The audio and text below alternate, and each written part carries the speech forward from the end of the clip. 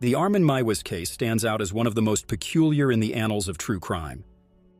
Despite its unsettling elements of mutilation, dismemberment, and cannibalism, there is another aspect that adds an intriguing dimension to this case.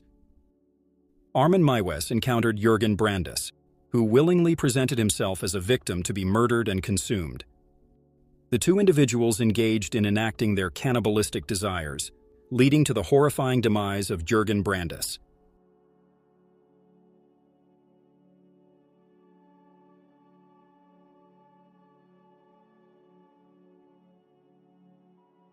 Armin Meiwes was born in 1961 in Essen, Germany.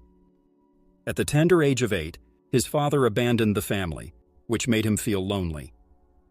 His mother was extremely strict and overbearing, making his childhood even harder.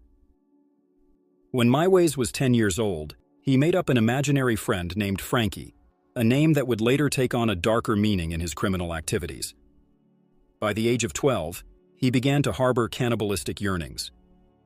He would often fantasize about killing and consuming his friends, viewing it as a way to prevent them from ever leaving him. Armin Meiwes resided with his mother until her passing in 1999, when he was 38 years old.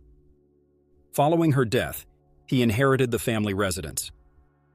Left in isolation and without companionship, Meiwes sought satisfaction in pornography, gradually developing a desire for increasingly extreme content.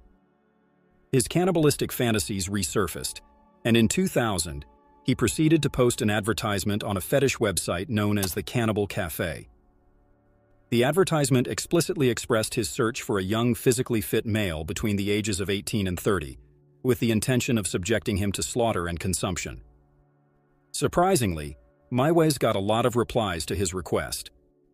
However, many of them came from people looking to chat about fantasies online. Among these replies, Meiwes received a genuine response from a man named Borg Jose. Following a series of exchanged messages, Jose visited Meiwes at his residence, fully intending to be killed and consumed. Just as they were on the verge of proceeding with their plan, Jose had a change of heart and decided not to go through with it. Meiwes, although visibly disappointed, released Jose from his restraints and allowed him to leave. He later stated that he would not harm anyone who was not willing to die. Nonetheless, Meiwes' quest did not end there. He revisited the Cannibal Cafe and resumed posting under the same alias as his childhood imaginary friend Frankie. A few weeks later, Meiwes received a reply from a 43-year-old man named Bernd Jürgen Brandes. Brandes, who identified as bisexual, was involved in a committed relationship with his girlfriend. However, he harbored a concealed longing to be murdered and consumed. Specifically, he possessed a fixation with sexual mutilation, and he believed Meiwes was the individual who could assist him in attaining his desired thrill. They talked about the most effective way for Brandes to be consumed and how to get rid of his body afterwards. After a month of messaging each other, Brandes made a visit to Meiwes' residence on March 9, 2001. Meiwes' home was chaotic, with clutter and keepsakes from his mother scattered throughout most rooms. After entering, Meiwes escorted Brandes to his bedroom, where they engaged in intimate activity. He then revealed his slaughter rooms to Brandes. Meiwes proceeded to administer sleeping pills, alcohol, and an entire bottle of cough medicine to him. Once Brandes became drowsy, he commenced the main activity.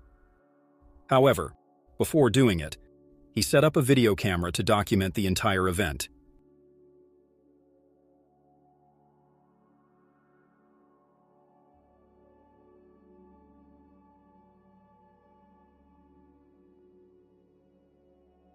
Firstly, Meiwes attempted to castrate Brandes' penis with his teeth, but he was unable to fully accomplish it. As a result, he resorted to using a kitchen knife to complete the task. Despite experiencing significant blood loss, Brandes remained conscious. Meiwes then moved him and put him in the bathtub. While Brandes was on the verge of imminent death, he made an unusual plea. He asked Maiwes if they could consume his own severed genitals together.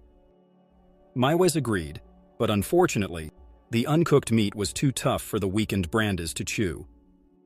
As a result, Maiwes cooked the castrated penis with garlic and pepper.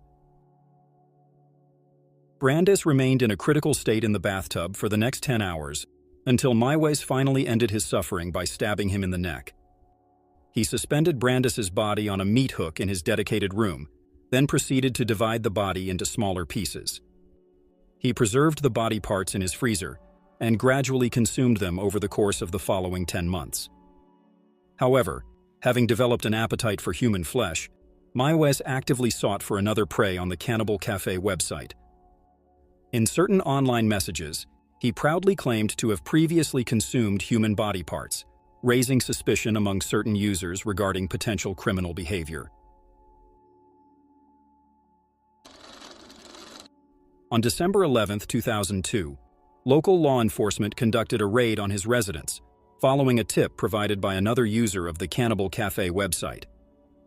During the search, they discovered Maiwes' slaughter room and the frozen remains of Brandes in his freezer.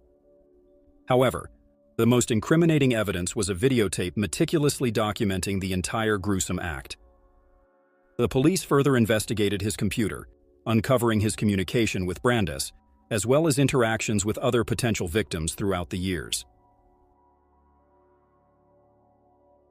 Armin Maiwes was taken into custody and ultimately found guilty of manslaughter, resulting in an 8-year jail term. The case attracted international attention, leading to a contentious discussion about his culpability, given Brandes's voluntary involvement in the murder. However, this argument did not sway the German courts. Dissatisfied with the initial manslaughter sentence, prosecutors sought a retrial in 2005. A year later, Armin Maiwes was handed a life sentence, which he continues to serve to this day. The video depicting the slaughter of Brandes has never been made public.